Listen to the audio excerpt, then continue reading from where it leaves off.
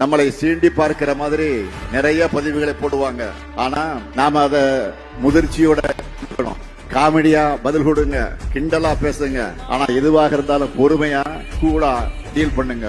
அவங்களுக்கு வந்தா ரத்தம், நமக்கு வந்தா தக்காளி சட்னி என்ற நினைப்புலதான் செய்தி சேனல்களும் தேர்தல் ஆணையம் கூட செயல்படுது. அதனால நீங்க பயன்படுத்தக்கூடிய ஒவ்வொரு சொல்லையும், உருவாக்குகிற ஒவ்வொரு கண்டையும் பொறுப்போடு உருவாக்குங்க. நம்ம எதிரிகளுக்கு இருக்கிற ஊடக சொகுசு நமக்கு என்னைக்குமே கிடையாது. அதை ஞாபகம் வச்சுக்கோங்க. தோழமை சக்திகளோடு சிண்டு முடிகிற வேலையில எதிர்கட்சியினர் ஈடுபடுவாங்க. அவங்களுடைய சூழ்ச்சிக்கு நாம இடம் தரக்கூடாது. கழகத்திலிருந்து வரக்கூடிய அபிஷியல் செய்திகளை மட்டும் நம்பி செயல்படுங்க.